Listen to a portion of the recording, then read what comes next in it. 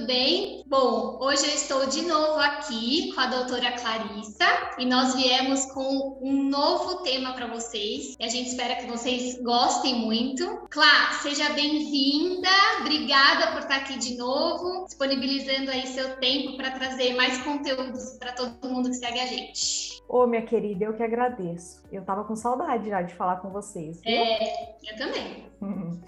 Hoje o tema é sobre organização judiciária. Eu percebo que as pessoas têm muita dúvida em relação a isso, né? Sobre o processo, para onde ele vai depois da sentença, né? E acho que isso é uma coisa bem natural, sabe, Má? Porque realmente, quando o processo ele está em primeira instância, é até uma coisa um pouco óbvia, né? Porque muitas vezes a pessoa vai numa audiência, né? Ela sabe quem é o juiz da cidade dela. Depois, quando o processo ele, vamos dizer assim, sobe, né, para o tribunal, fica uma coisa mais abstrata, né? Conta pra gente um pouco sobre esse tema dos tribunais, para que as pessoas possam entender, do que você acha, assim, de mais relevante sobre esse assunto. Vamos ir aprofundando, né? Inclusive, assim, tem muita gente que tem até dúvida, até um pouco sobre, não só sobre o processo, né, o que acontece depois, mas até um pouco do que significa, né, cada etapa, né, do processo, né, essa primeira instância,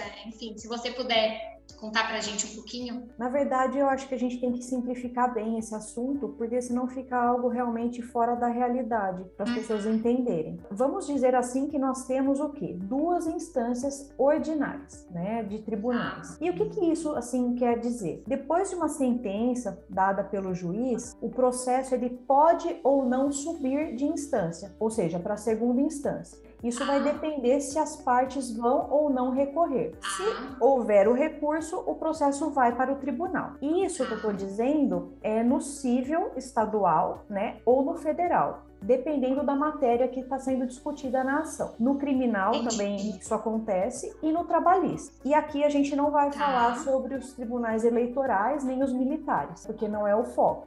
Então, assim, se for no cível estadual, ele vai o processo para onde? Para o Tribunal de Justiça daquele estado. No cível federal, ele vai para o Tribunal Regional Federal, da região, né? No Brasil, a gente tem 5 regiões na parte federal. No trabalhista, ele vai o quê? Para o Tribunal Regional do Trabalho. Aqui, na nossa região, é o Tribunal Regional do Trabalho da 15ª região. Se nós estivéssemos em São Paulo, a gente iria para o Tribunal Regional do Trabalho da 2ª região. Entendi. E assim, na segunda instância, a sentença, ela sempre vai ser revista por um grupo de magistrados, que são chamados desembargadores, né? São os juízes de segundo grau, segunda instância. E aí, acho que é importante aqui a gente também comentar que no juizado especial, o que é o juizado especial? Ele ainda é popularmente chamado de pequenas causas. Eu acho que muita gente já ouviu falar por essa expressão, né? Ela não está correta, mas ele é conhecido popularmente dessa maneira, né? Que são as causas de menor complexidade, né? E às vezes de valores mais baixos também, né, para discussão. Então, daí o processo, a segunda instância desses processos é o colégio recursal. E aí esse colégio recursal, ele é formado por 3 juízes. Aqui em Indaiatuba vai para Itu. Entendi. Não, e é uma coisa que a gente escuta muito, as pessoas comentando sobre a demora que os recursos neste processo, né, para o processo, né? Então, se você puder até falar um pouquinho, né, por que isso acontece, como é que funciona? Sim, na verdade, assim, são realmente diversos recursos, né? E também são muitos processos para serem cuidados pelo mesmo juiz, né? Ainda no Brasil, muitas vezes a gente tem uma cultura de judicializar tudo ao invés de fazer a parte preventiva, né, e tentar também resolver as coisas de forma extrajudicial. E essa questão, entre aspas, de subir o processo para a segunda instância, que revela o quê? Uma hierarquia, ela se dá por quê? Por causa de um princípio, né, que é do duplo grau de jurisdição. E esse duplo grau de jurisdição, ele é o quê? Ele é um comando constitucional, que é o quê também? É uma forma de quem saiu perdedor na demanda, demonstrar o quê? A sua insatisfação e ver a sua demanda reanalisada. Entendi. Né? A gente vê muito, assim, popularmente, que as pessoas ficam extremamente, assim, às vezes se perguntando, mas como?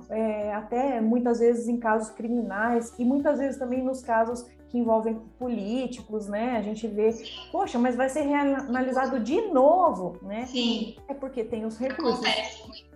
Sim, e aí quer dizer, tem realmente uma demora, né? O número é muito grande de processos no Brasil, muito, muito grande mesmo. Entendi. E sabe o que a gente também encontra um pouco de dúvida, e eu acho legal você falar um pouquinho, é sobre o STF e o STJ. E eu acho que é super legal a gente trazer um pouco do que é cada um, né? Como cada um atua, como funciona também. Porque a gente escuta falar tanto, né? E eu acho que quem não está envolvido muito nesse meio, às vezes fica com dúvida. Na verdade, assim, tanto o STF como o STJ e para a parte trabalhista, o TST, eles ficam em Brasília. Então, é como se eles fossem o quê? Uma terceira instância. Para debater o quê? Questões relativas à não observância das leis federais pelo Tribunal Inferior. Então, vamos dizer assim, isso o STJ vê a parte das leis federais mesmo. O TST também, né, na parte trabalhista. Já o STF não. O STF, ele debate o quê? Questões de natureza constitucional, porque existe também, né, essa hierarquia entre as leis. Tem a lei federal e depois, em cima de tudo, tem a Constituição. É como se fosse uma pirâmide. E tem para baixo vários outros tipos de normas. Então, assim, o STJ e o TST seria o quê? O que vai ser discutido, né? Se não houve a observância de leis federais, cada um na sua matéria, o STF para questões constitucionais, pelo Tribunal Inferior e também pela primeira instância, né? Isso então vai subindo o processo. E aí o que precisa ficar bem claro, né, em relação a esses tribunais superiores é o quê? Que não há uma reanálise das provas. Então, o que acontece? Esses tribunais, eles vão reavaliar sim o processo, mas eles não servem para reavaliar provas. Eles vão verificar se a norma federal ou constitucional, ela foi abstratamente bem aplicada naquele caso concreto, mas sem reanálise de provas. Então, entendi. É uma questão de tese, de matéria, e não de prova. Não há reanálise. Entendi. Eles fazem só uma análise num determinado ponto só, né, de todo o processo. Sim, se abstratamente aquela norma ela foi bem aplicada no caso concreto, é isso. Então, por isso que a gente tem as questões de recursos repetitivos, tal, inclusive de precedentes, né? Ou seja, muitas vezes aquele caso que é o seu caso, ele já foi decidido outras vezes, tantas vezes, que você consegue invocar aquele precedente para ele ser aplicado no seu caso. Então, quer dizer, ainda que não haja reanálise de prova, você consegue, vou falar assim em português bem fácil de entender, encaixar. Se aquela norma ela se encaixa no seu caso concreto. É isso. Entendi. Bem legal.